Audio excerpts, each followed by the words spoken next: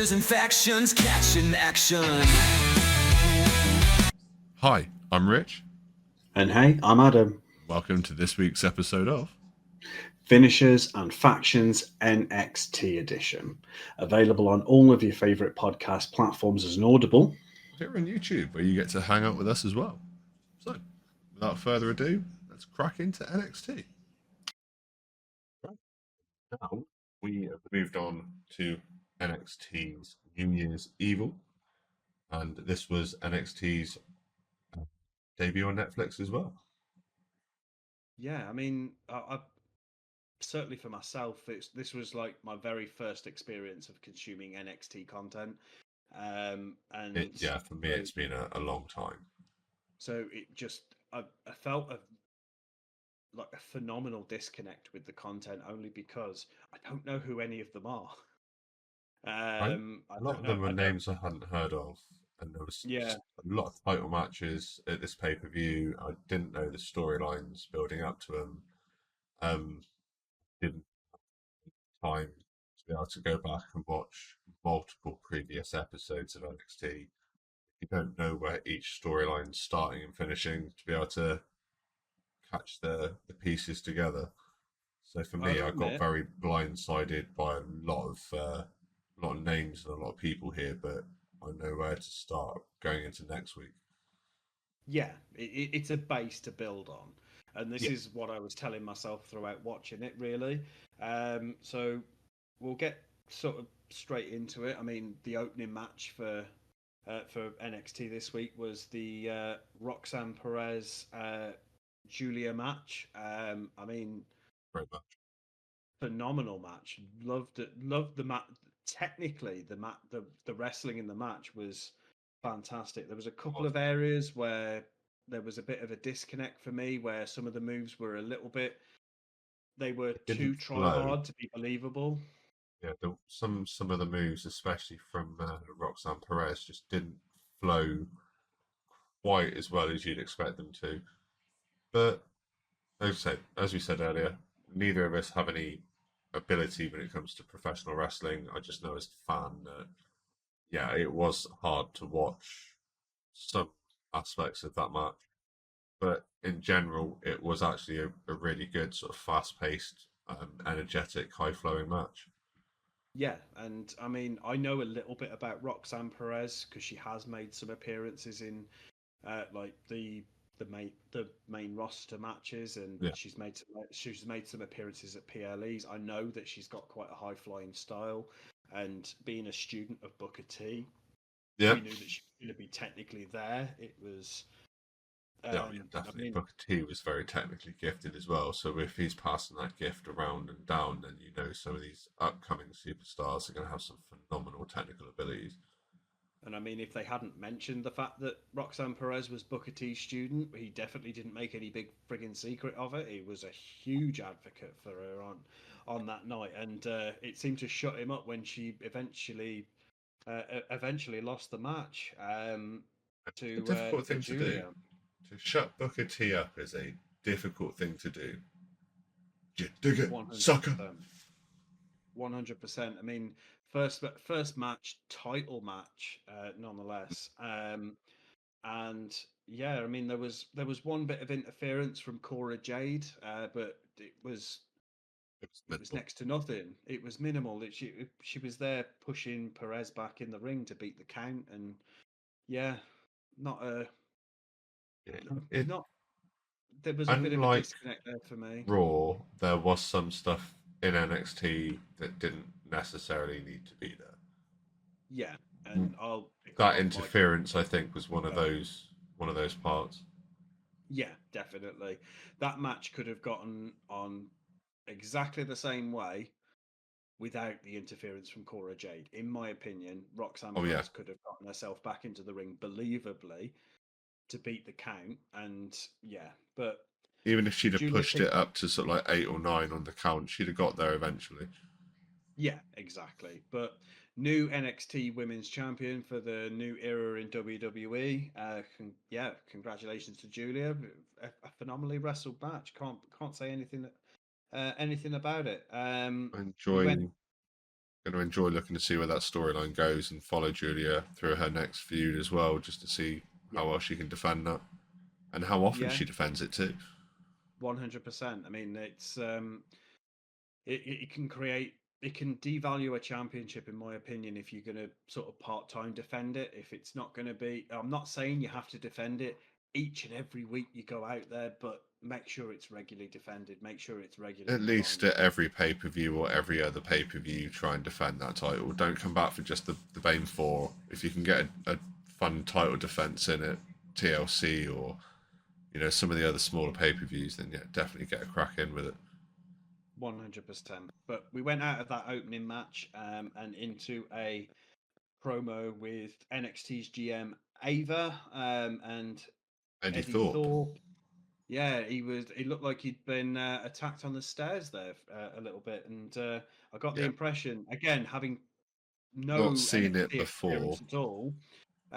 It sounds like this is something that he's done before, and yeah, it was bit of a precursor to the main event, which obviously we'll come on to. But um, It was then definitely you could see where they were trying to lead to with different aspects of that promo. So I yeah, don't know. most It, definitely.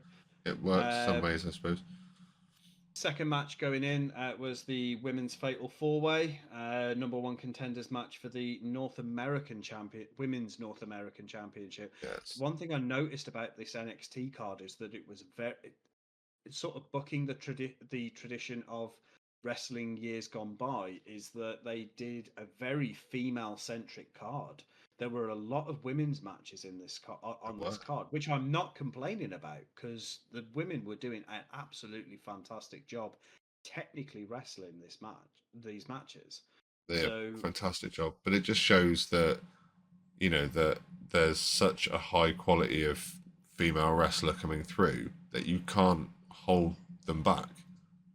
So if they've got the women to make these matches and fill these rosters up, then they're going to do it, and they've done it, and they've done it well. yeah, definitely. I mean, my biggest takeaway from this match, sort of just not glossing over it as such, but sort of just summing it up, is that it could have worked so much better as a triple threat. Yeah. I mean, we had Stephanie Baker, Lola Vice, Cora Jade, and Kalani Jordan. Now, again, having no prior knowledge of any of these apart from Cora Jade's interference in the match previous, it was kind of a case that, in my opinion, sort of Lola Vice was a little bit irrelevant. She was Okay. there as a bit of filler, and she was there for a payday, and it just didn't make sense to have her in the match for how little she had an influence on how the match played out. Yeah, she wasn't. She spent a lot of time on the outside, didn't she? She wasn't a huge part of that match. And I don't know if you picked up on it, but I think she might have been a submission specialist because all I saw her do, apart from a flurry of kicks partway through the match, which was probably the highlight of her match, Yeah. she just kept trying to go for a sleeper hold. And Yeah. no shade to Lola Vice. I mean, Fair girl's play. If you can pull it off, you can pull it off. But there was no girl need look, to put her in there, I don't think. girl looks like she's got a fantastic personality on her. And and yeah, but lots of high spots in the match, but Baker came out victorious, earning herself a number one contender spot for the Women's North American Championship. But yeah, again, sort of very inconsequential to the match, Lola Vice. Yeah. But it does give us again that basis. So when we do get that Women's North American Championship match, which I'm hoping is going to be next week, we get an opportunity to see where the storyline is going to continue to go, and hoping it's not just the end of that feud. So it'll be interesting. But no, it was it was a decent match. It could have been a lot better. I've definitely seen a lot worse. 100%. From plenty of promotions, so I wouldn't worry too much. But for what it was a average match. It was good. Then we went into a flurry of promos. First promo was a VT. Yep. which we saw as a build up for the. Well, no, it was a recap of a previous match between Ethan Page and Javon Evans, which included an absolutely visceral shot. Like that chair shot, I remember physically gasping when I saw it because we've had some, Brutal chair shots in the past. but never to the point where you're seeing somebody looking like they're spitting half their frigging jaw out. That Didn't was quite Chris a Masters scene. take a nasty one a few years ago straight to the face? Yeah, but I don't remember him, as I said, spitting part of his jaw out. Yeah. That was visceral, and that has got me quite immediately invested in that sort of that build up to that feud that where Javon Evans is going to be coming back. Um, I like a but good blood match as well. I oh like it yeah, when I love watching wrestlers get bloody now. got to be getting a bit of color. I mean, they overused it a little bit at one stage, but it every now and again, yeah, can really add to a story. Well, it Then did we with went, the Punk Rollins match on Monday Night Raw, yeah. but it was brilliant. But next promo was the NXT GM, and Saw a lot of Ava. To be fair, it's nice to see her on regular TV. do you know? I actually felt, huh, We saw a little bit too much of her. yeah, I feel like she was a bit overexposed. Almost every single promo, Ava is in some way, shape, or form involved, which made me feel like she was a bit more of a babysitter than a general manager. Is that she just, yeah. Whereas when you look at Raw's GM and SmackDown's GM, bearing in mind Didn't really see SmackDown's much of them. current GM used to be the GM for NXT. Yep. They're there, they play a vital role, but they are not overexposed. Whereas I feel Ava on this episode of NXT was really overexposed. That's I fair hope enough. she got a I hope she got a bloody good payday for it. Let's put it that way. It wouldn't be there if she wasn't, I suppose. It's NXT after all. It is the developmental stage, so babysitting maybe not quite. More of a just remember, keep your hands out of your pockets and say please and thank you.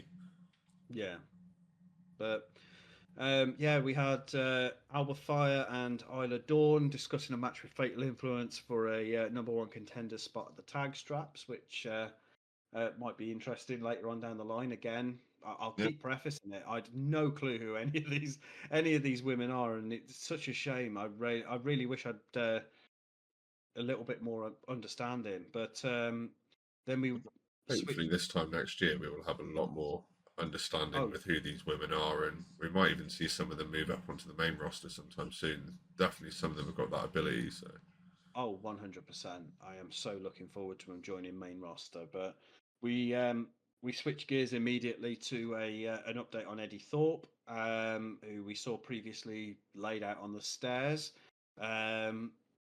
And yeah, biggest thing with that was Big Oba Femi, who basically admits to yeah, kicking the living daylights out of Thorpe. it was And me. I'm not yeah, gonna.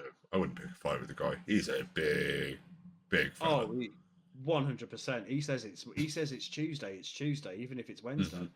Yeah, yeah. No, Um, I'm not going with the guy. but yeah,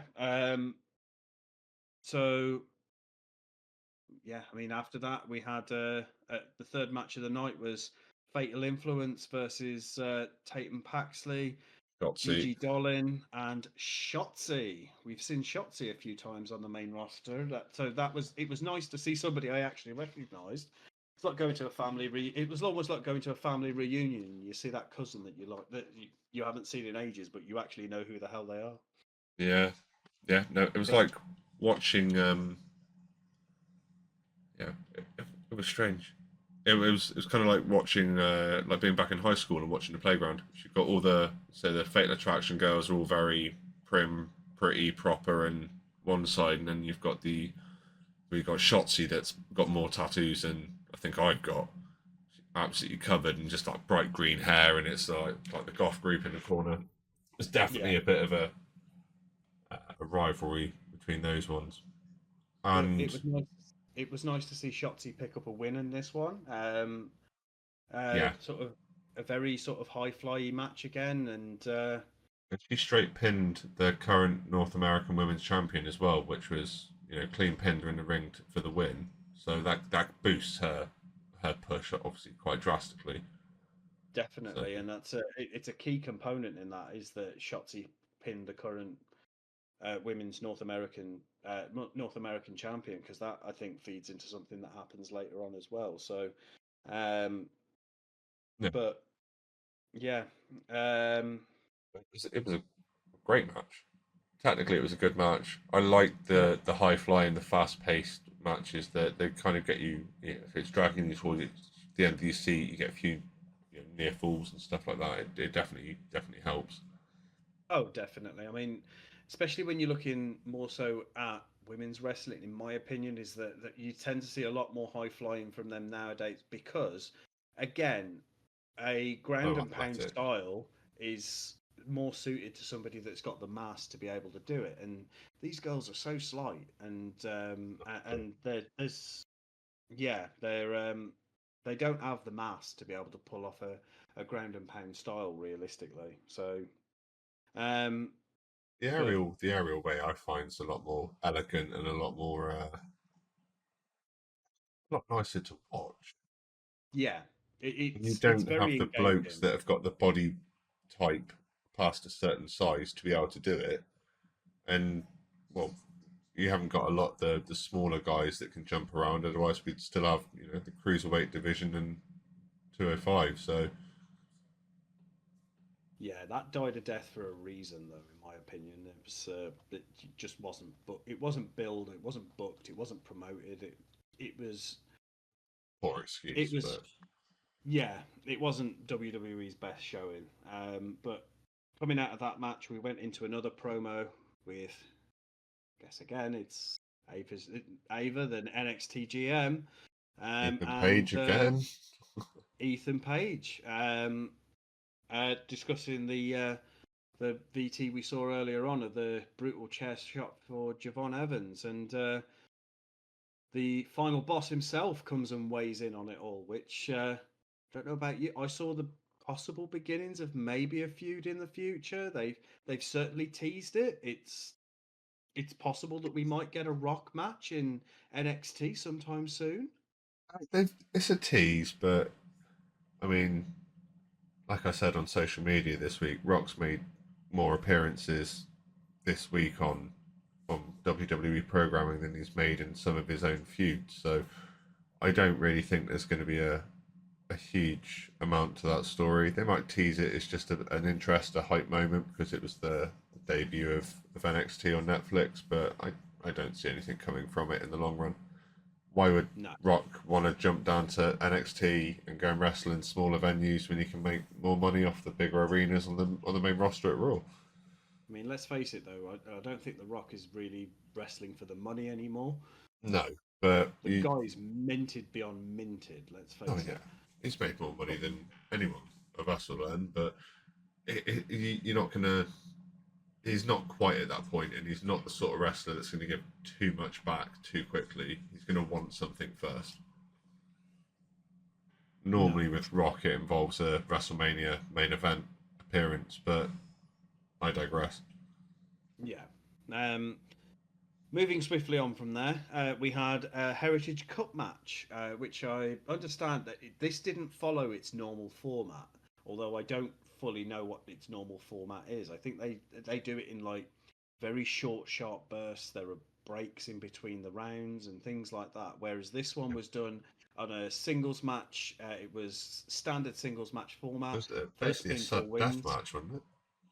Yeah, pretty much. They build it as a sudden death match. I viewed it as it's a one on one full count, and it was Lexus King versus Charlie Dempsey, and not names that I'm tremendously familiar with, although there was one eerily familiar face in there. Is Lexus King, who more tenured wrestling fans will know better as Brian Pillman Jr. Yeah. Um, who for the longest time, I don't think really struggled to get into WWE. They weren't going to let him in. I think Vince put a block on him. Wasn't that But something to do with his dad, though? it was. I can't quite remember what it was, but Brian Pillman Sr., one of his sort of biggest claims to fame was the fact that he was a former tag team partner of a slightly more well-known wrestler, otherwise goes by Stone Cold Steve Austin. Wrestled as both parts of the Hollywood Blondes in WCW. A little bit trivia for And you there. I mean, Charlie Dempsey's not without his own sort of pedigree. He's the son of William Regal. That on its own is a quite a big statement, to be fair. One of the best British wrestlers to definitely come out in the last chunk of time. And I mean, Charlie Dempsey's no stranger to NXT either. He was actually formerly of the UK leg of NXT, which seems to have died a bit of a death, unfortunately. You don't really hear much of it, which was a shame because I remember when it was first announced, I was actually really excited by it. And I remember discussing it with you. Yeah, well, we were Um, both excited at the fact that we could, in theory, have an opportunity to see a lot more local talent coming up and through and being able to progress further into WWE, which I know is something a lot of the guys want to do when they're out wrestling, and WWE is the end game for a lot of them. And the NXT UK brand had an opportunity to push that and didn't quite work, but you never know what's going to happen in the future. Something else might come around the corner. Again, I think it was just underpromoted, underutilized, and yeah, just didn't get the airtime it needed. But um, yeah, I mean, Lexus King came out of that match with the victory, picked up the Heritage Cup. He's now the Heritage Cup champion, so fantastic. Loving the work of Brian Pillman Jr., really doing his dad proud. They were back All in the came ring from as well.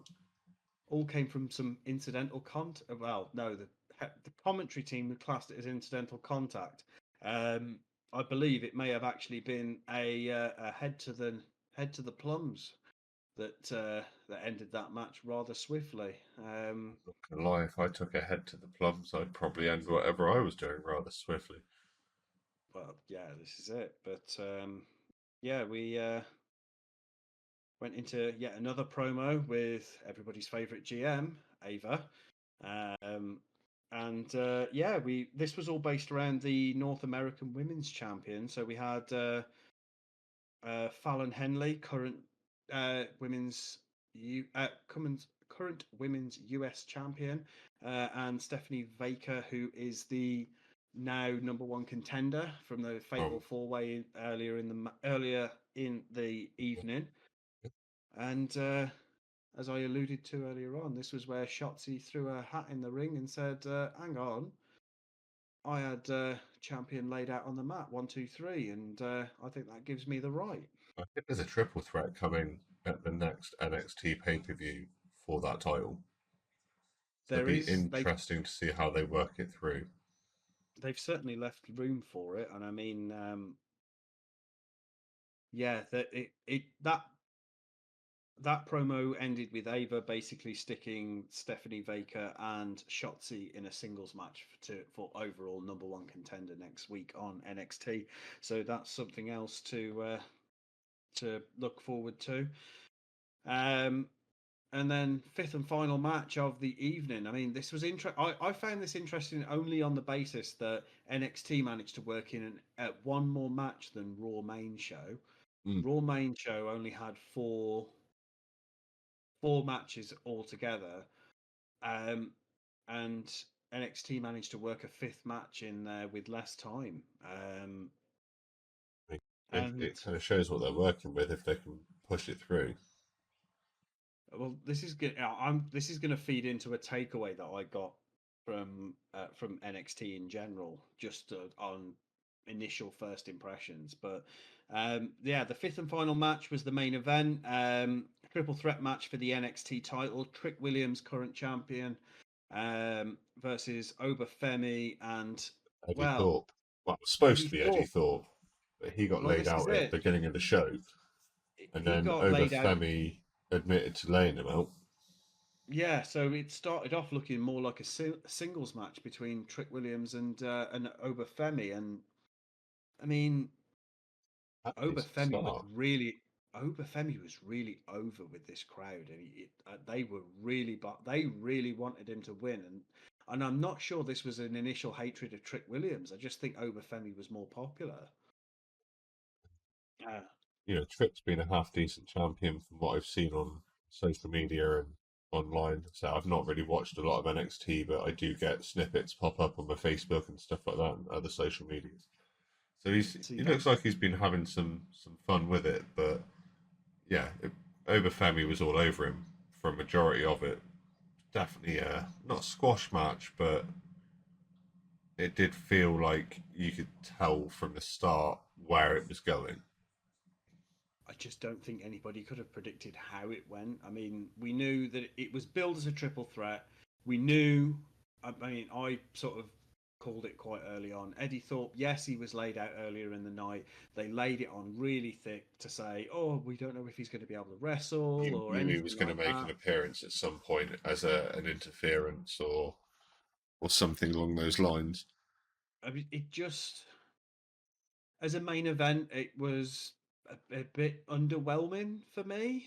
I mean, Yeah, we walked out of that match with a new NXT champion in Obafemi, which means that both major titles on NXT changed hands on their Netflix debut, which was which, do you know what, I didn't not fresh start for appreciate. a fresh story. To be fair, Yeah, props to both of them, but yeah, Eddie Thorpe seemed to act as more of a hindrance to Trick Williams than, I mean, he wasn't there to help him, but he really did seem to just get in the way.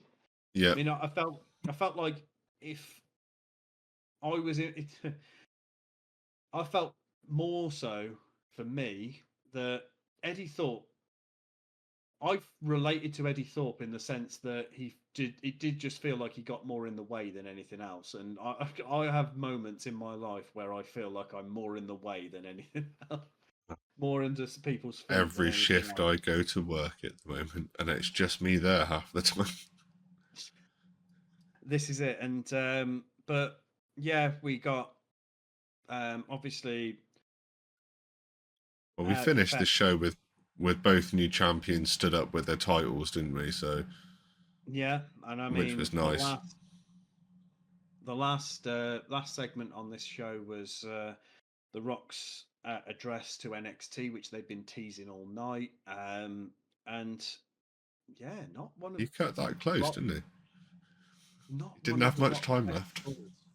He didn't, and in fairness, I mean, The Rock does as The Rock does. He trotted out a lot of his standard lines, and Hmm. but It was all, he, look at me, I'm the Rock. He didn't really do much. no, he didn't have a plan going into that promo. And I mean, in fairness, earlier He on, did when he tell Ava that in one of the first promos of the day, so, and she did explain to him that he'd understand, what to do when he felt the crowd, and he bigged himself up and he blew some smoke and everyone loved it, and the pop was huge. but I picked up on some real nervous energy from him. I could feel the nerves from him, and Mhm. that's unusual. That's a side of the Rock we don't see very often.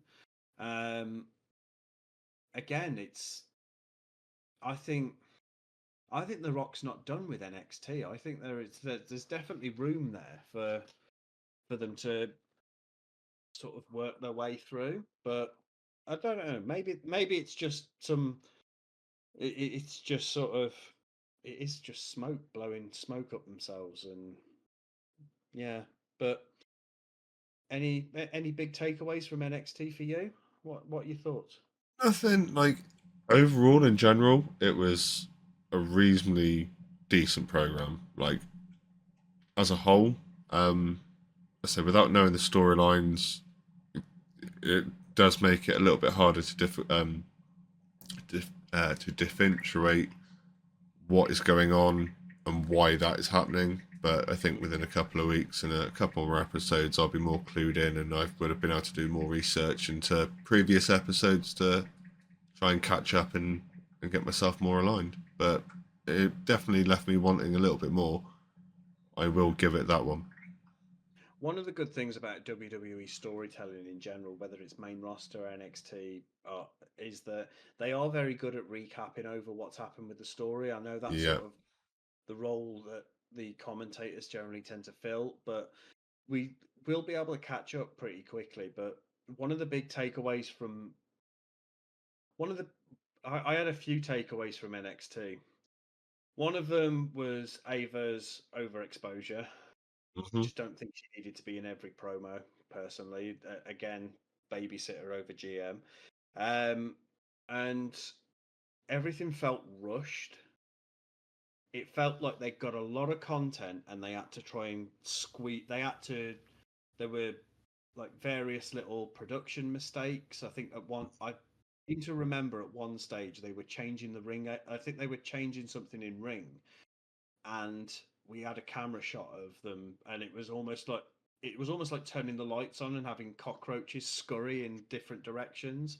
Yep. They Everyone were all ran. like, "Oh shit, I'm not supposed to be here." And yeah, it just it felt it felt like WWE had put their B team in production. Yep. Like, it wasn't just the up and comers for that aren't quite ready for the main roster that are wrestling in the ring. It felt like there was a lot of up and comers coming in the production side of it as well. And yeah, it just wasn't that to me wasn't a fantastic experience personally. No. But mm, Well, let's see it, if they it's can it's a pick up on their it, mistakes and work through it for next week. it's a smaller show. I'm not expert. I think I tried to compare it possibly to like Raw the previous night, which was very sort of polished. Very. I mean, any mistakes on that, I think heads would have rolled. But Yeah. NXT, I just think I think they relaxed a little bit too much, maybe. But yeah, Be well, interesting to see what they do with SmackDown. well, mentioning SmackDown, we may as well bowl straight into our thoughts from SmackDown this previous week. So, Yeah. what do you say? Well, that's it from me. And from me too. Thank you all for watching. Remember, if you've enjoyed this episode and want to be notified when another one goes live, You can click subscribe and click the notification bell to get notified every time we upload. remember, like the video and leave any feedback you have in the comments. And we'll see you next time on Finishers and Factions. Goodbye.